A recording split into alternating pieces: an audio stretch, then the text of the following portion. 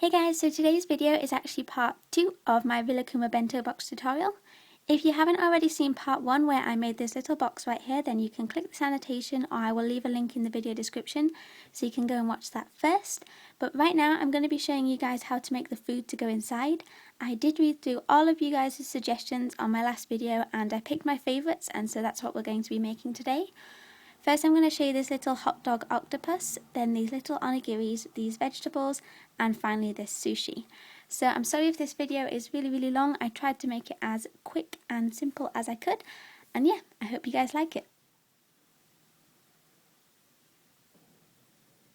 Okay, so to make the octopus, you'll need to cut out one piece from each of your templates using brown felt. And this is optional, but I also cut out 2 little black eyes and I sewed those on using a fell stitch. Now thread your needle with brown thread, and then taking your long piece, turn it over so that the right side is out. And we're going to sew each of these little triangles together using a blanket stitch. So just put the points together like that, and then sew down that edge. Here is what that looks like with one side sewn up, and now we're going to do the same for this side and also this side. Finally, sew down the last side, and then you can also carry on sewing down so that you sew all the way along this edge. When you're sewing down the final side, don't sew all the way down to the tip, try to stop at the start of the tentacle. So once you've done that, it should look something like this, and then we're just going to flip this piece inside out, just like that.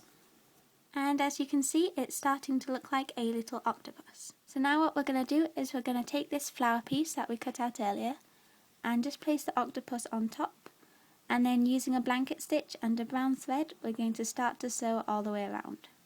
Before you sew all the way around, don't forget to add some stuffing and then sew up the gap. And then once you've done that, then your little sausage octopus guy is finished.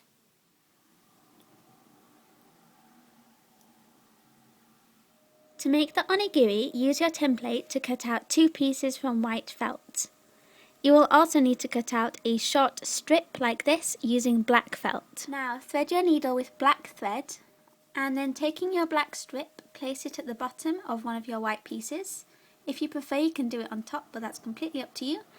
And then using my black thread and a fell stitch, I'm going to sew along these 3 edges to secure that in place. Here is what that looks like. And now take your other onigiri piece and place it right on there like that, so that the black strip is again on the bottom of the little triangular shape. And we're just going to use the fell stitch again to secure that in place. When you're sewing the second part, don't forget to leave this gap in the middle, and that's because when we fold it back together again, it's going to kind of fold around the fabric. So now once you've done that, what we're going to do is thread your needle with white thread, and then using a blanket stitch, I'm going to sew from this edge all the way around until we get to the other side. Before you sew all the way around, don't forget to add some stuffing, sew up the gap, and then your tiny little onigiri is finished.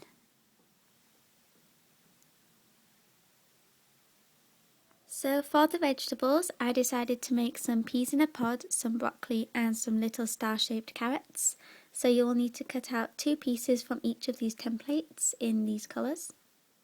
Then using matching thread colours, so in this case I'm using green, sew all the way around the edge to sew the 2 pieces together.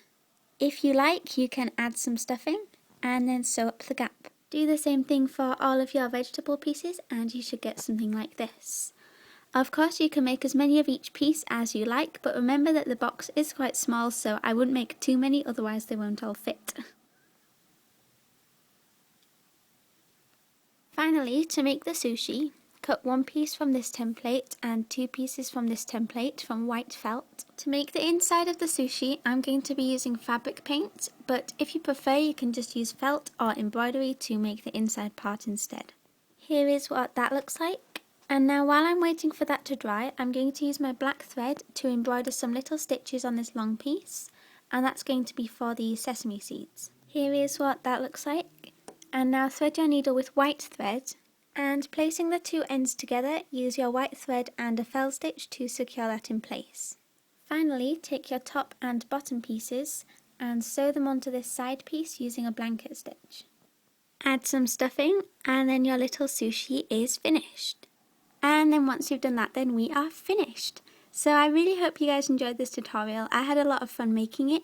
If you do make this plush, then I'd love to see a video response, and don't forget that you don't have to make it exactly the same way I did. I think it's really fun when you guys switch it up and do maybe different food or a different box or something like that. So yeah, thank you so much for watching. Bye guys!